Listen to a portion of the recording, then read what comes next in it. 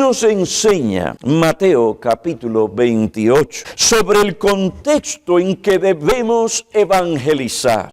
¿Cuál es la esfera o el ambiente espiritual en que el Señor Jesucristo nos manda a evangelizar a los pecadores?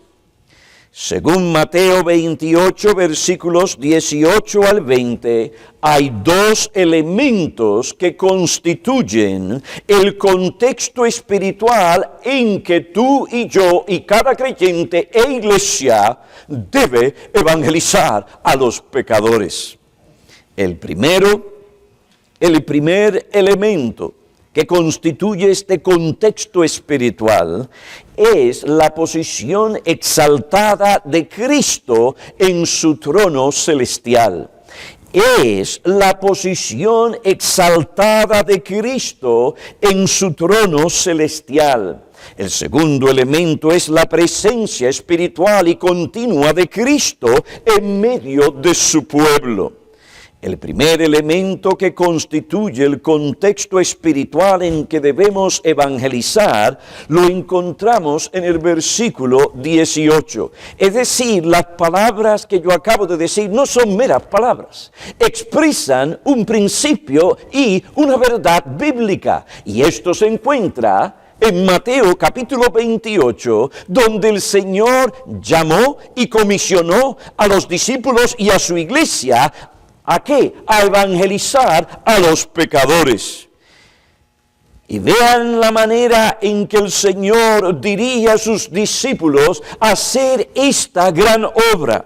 Dice el versículo 18, y acercándose Jesús les habló diciendo, toda autoridad me ha sido dada en el cielo y en la tierra. ¿Por qué el Señor dijo esto? Él solamente podía decir, vayan a evangelizar a los pecadores. Haced discípulos de todas las naciones, bautizándolas en el nombre del Padre, del Hijo y del Espíritu Santo. Y enseñarles a observar todas las cosas que os he mandado. Pero el Señor no hizo tal cosa. Antes de decir esas palabras, antes de decir, haced discípulos de todas las naciones, Él dijo, toda autoridad me ha sido dada en el cielo y en la tierra. Y aquel que va a evangelizar en un contexto espiritual tiene que mantener esas palabras en su mente y en su corazón, gobernando todo su pensamiento, conducta y todo lo que él hace al evangelizar a los pecadores. Cristo no dijo estas cosas por decirlas. Toda autoridad me ha sido dada en el cielo y en la tierra. ¿Qué hizo decir al Señor? ¿Qué quiso decir el Señor con estas palabras? ¿Indican estas palabras que el Señor no tenía autoridad sobre todas las cosas en el cielo o en la tierra antes de su exaltación? Pues estas palabras no niegan la autoridad que el Señor poseía como Dios, como la segunda persona de la Trinidad. Como Dios, creador y dueño de todo lo creado, Él siempre ha tenido autoridad o poder sobre todas las cosas, sobre todo el universo que Él creó. Jesús, el Hijo Eterno, creó todas las cosas y Él las sustenta. Colosenses capítulo 1, versículos 16 y 17 declaran, porque en Él fueron creadas todas las cosas, tanto en los cielos como en la tierra, visibles e invisibles, ya sean tronos o dominios, o poderes o autoridades. Todo ha sido creado por medio de Él y para Él, y Él es al antes de todas las cosas, y en Él todas las cosas permanecen o se conservan unidas.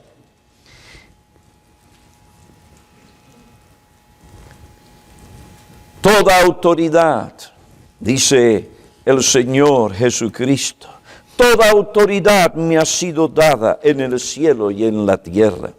Estas palabras tampoco niegan que el Hijo de Dios no haya ejercido su autoridad divina cuando se hizo carne. Su encarnación no le despojó de su autoridad divina ni de ningún otro atributo divino. Él es Dios. Y en su ser esencial como Dios, Él no cambia ni puede cambiar. Su encarnación no le despojó de su autoridad divina, pues vemos el despliegue de esta autoridad en los milagros que realizó al sanar a los enfermos y a resucitar a Lázaro y a los muertos. Entonces, ¿qué significa que el Señor haya recibido toda autoridad? La autoridad de la que el Señor habla en Mateo 28 es aquella que Él recibió como fruto de su humillación o de su obra como el Salvador de su pueblo. Pablo habla de esto en Filipenses capítulo 2, versículos 8 y 9, donde dice: y hallándose en forma de hombre, se humilló a sí mismo, haciéndose obediente hasta la muerte, por lo cual Dios también lo exaltó hasta lo sumo. Se humilló, Dios lo exaltó hasta lo sumo. Como fruto de su labor, el Señor fue investido de una autoridad sin restricciones y universal, una autoridad como el Mesías exaltado, como el Mesías triunfante y exaltado a la diestra del Padre en las alturas. Él comenzaría a ejercer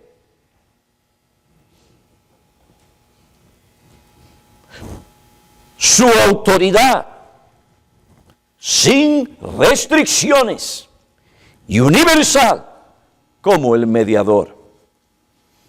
Al comisionar a sus discípulos la obra de establecer la iglesia visible, Él les dice: al ir ustedes a ser discípulos, al ir ustedes a enseñar a las naciones, nunca se olviden del contexto espiritual en que ustedes tienen que llevar a cabo esta obra. En esta obra de evangelización, ustedes deben llevarla a cabo con el conocimiento que aquel que les manda a hacerla y que les capacitará para que puedan realizarla, tiene una autoridad como Mesías, como el mediador, sin restricciones y universal. Su poder para lograr todo su plan redentor no tiene ninguna limitación. Para poder entender el peso, la necesidad e importancia de las palabras de Cristo a sus discípulos en la gran comisión, tenemos que preguntarnos: ¿a quiénes el Señor le dijo: toda autoridad me ha sido dada? ¿Qué era lo que ellos habían visto anteriormente? Ellos habían visto a un hombre susceptible al cansancio. susceptible aún hasta la muerte, pero no después de la resurrección, cuando Él fue exaltado. Y Él les está diciendo a los discípulos: he recibido como el Mesías, como el Dios encarnado, una autoridad sin restricciones y universal. Autoridad para mandarles, para capacitarles y para ayudarles a realizar vuestra labor. ¿A quién o a quiénes el Señor le dijo: toda autoridad me ha sido dada? El Señor Jesucristo dijo estas palabras a un grupo de personas sencillas y humildes, de recursos económicos limitados. No fue a un Rockefeller.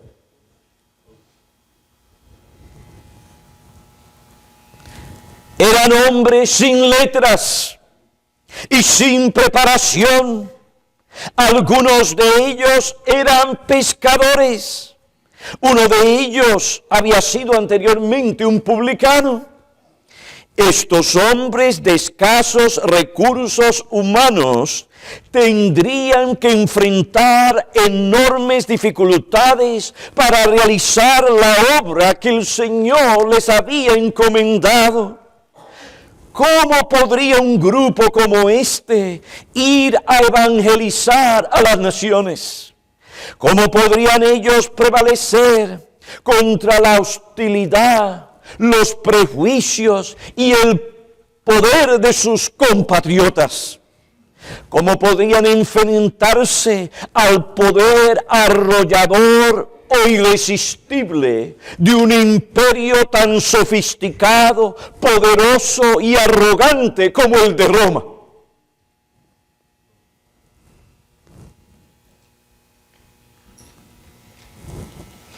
Aún así, el Señor les dijo: id pues y haced discípulos de todas las naciones. Esta era una tarea colosal de enormes proporciones. El plan propuesto por el Señor era un plan extraordinario y sin precedente para un grupo tan heterogéneo y de tan pocos recursos como este. La tarea de hacer discípulos de naciones paganas, idólatras, supersticiosas, pluralistas, entregadas a la inmoralidad y cómo envicia y esclaviza la inmoralidad.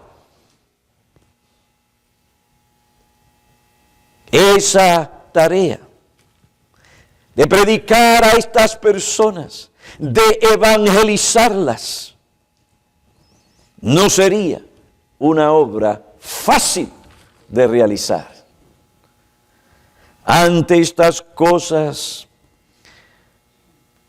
los discípulos podían intimidarse. Estas cosas muy fácilmente podían desanimar a este grupo de hombres. ¿Y qué es lo que hace el Señor? Él dirige los ojos de este grupo de hombres a ver su vida y misión evangelizadora a la luz de un contexto y de una realidad espiritual. Él les dice: al ir a ser discípulos, ustedes deben hacerlo con el conocimiento de que aquel que les envía a hacer esta obra de evangelizar a los pecadores es aquel que ha recibido toda autoridad en el cielo, pero no solo en el cielo, en la tierra. porque aquel que les envía tiene este poder. La obra de estos hombres de escasos recursos económicos, el esfuerzo de estos hombres, las oraciones de estos hombres, la insistencia de estos hombres, los sacrificios de estos hombres, las pruebas y dificultades y aflicciones a través de las cuales tendrían que pasar, estas cosas no serían en vano. ¿Por qué? Porque el Señor, el Rey del universo, había recibido una autoridad sin restricción y universal como el Mesías.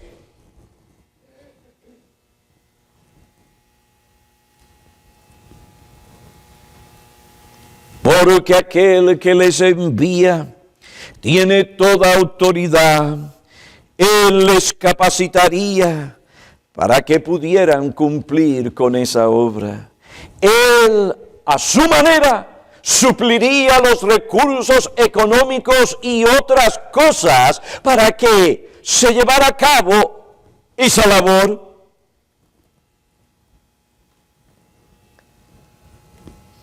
Cuando los discípulos se entregaran a evangelizar a pecadores desinteresados, hostiles, endurecidos, cuando se entregaran a llevar a cabo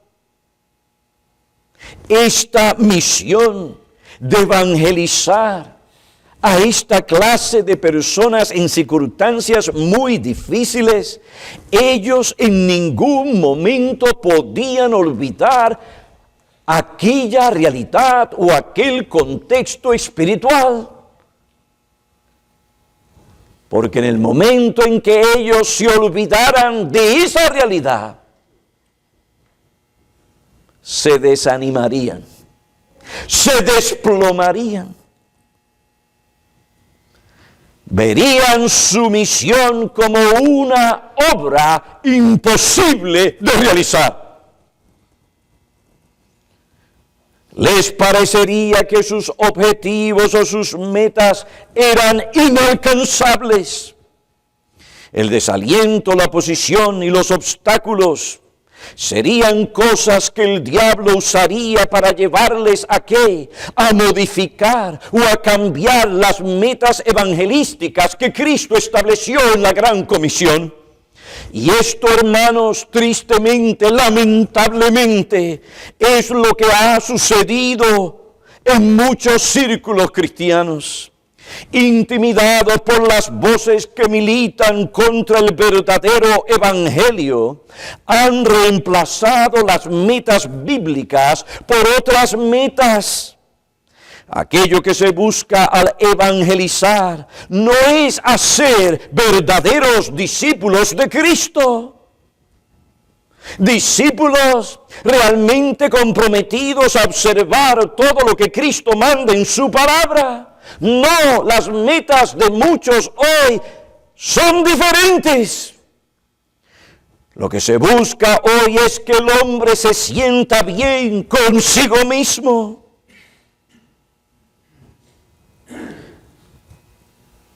¿Qué es lo que le dan al hombre hoy cuando él viene? No la predicación del evangelio, no la aplicación de la palabra de Dios, sino terapia. Para que aprenda a vivir o a tratar con sus sentimientos. Y se sienta bien, y se sienta feliz, y se sienta animado. Y pueda seguir adelante. Y triunfe en este mundo. Ese es el énfasis.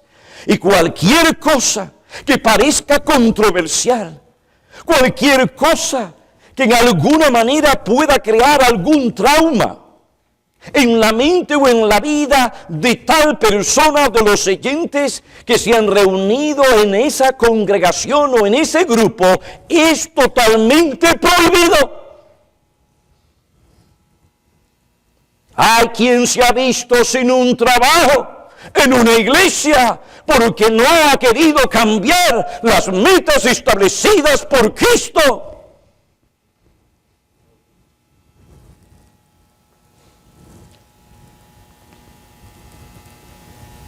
La mayoría de este asunto, de la música, de los entretenimientos, del drama y de otras cosas introducidas en el culto que Dios no ordenó, viene de aquí. Gente que se ha intimidado, que quieren agradar a los hombres antes que a Dios. Y después las justificaciones. Bueno, pues en el Antiguo Testamento se hace tal cosa. Si esa es la norma y si ese es el principio que va a gobernar nuestra adoración en el Nuevo Testamento y aquí, hoy en día, entonces vamos a tener que traer no solamente, hermanos, algunas cosas, sino la mayoría de las cosas que encontramos en el libro de los Salmos. Esto quiere decir que no solamente vamos a tener que traer trompetas, sino panderetas y muchas otras cosas para que la gente se sienta bien, para que la gente se integre y esté activa. Cuando se comienza a pensar de esta manera es porque muchas veces se olvidan del propósito principal de la adoración a Dios. ¿Y qué es lo que Dios nos ha mandado hacer para alcanzar a los pecadores?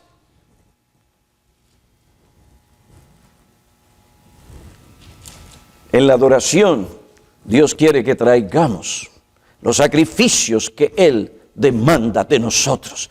Tales sacrificios deben caracterizarse por la espiritualidad que la Biblia demanda. El foco no es el hombre, es Dios.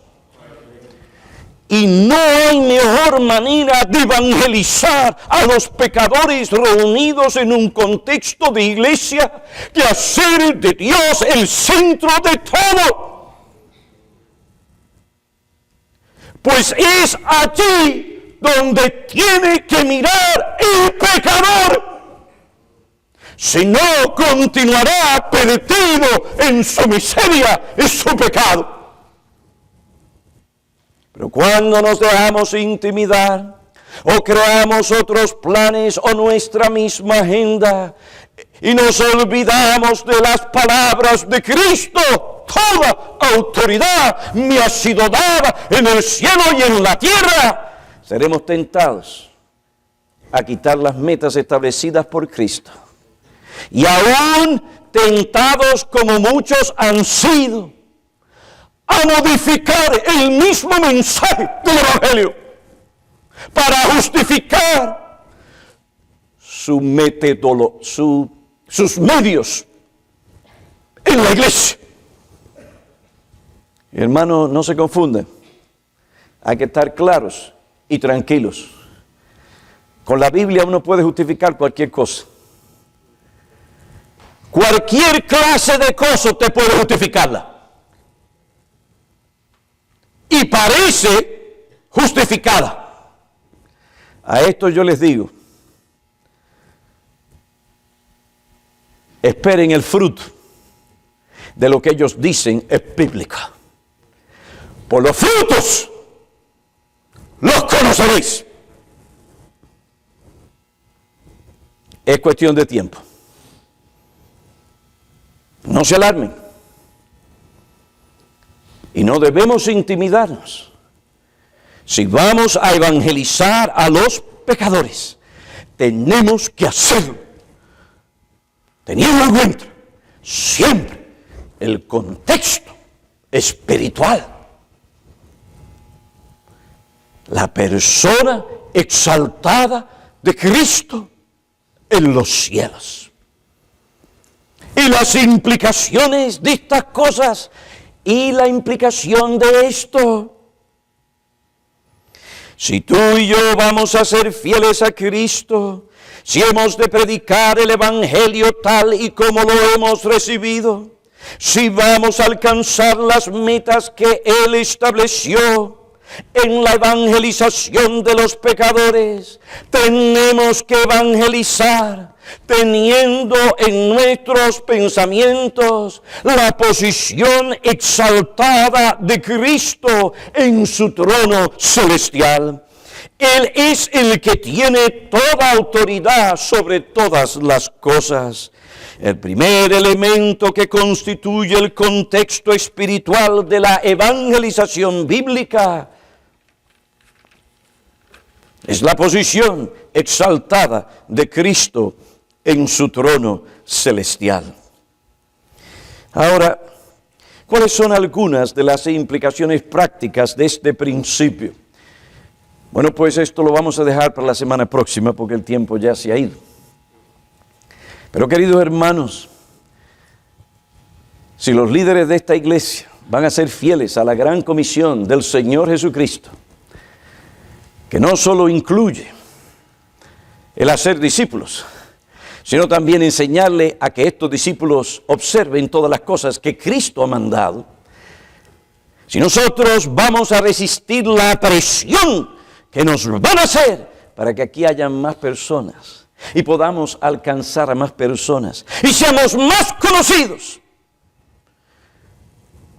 si nosotros vamos a poder tranquilamente resistir las innovaciones que no son bíblicas, tenemos que estar convencidos del contexto espiritual en que debemos realizar y desarrollar la obra de la evangelización. Primer elemento de tal contexto, la posición exaltada de Cristo en su trono. Si Cristo es el que tiene toda autoridad, entonces, ¿quiénes somos nosotros? ¿Quién eres tú y quién soy yo para cambiar lo que Él ha dicho? Toda la autoridad, en un sentido absoluto, la tiene Él.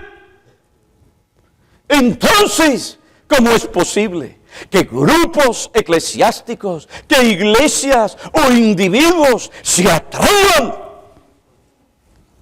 a cambiar las metas de la evangelización y aún a modificar el mensaje para que sea más placentero? Es porque no han entendido que la autoridad no reside en ellos, ni sus sentimientos, ni pensamientos, ni buenas intenciones.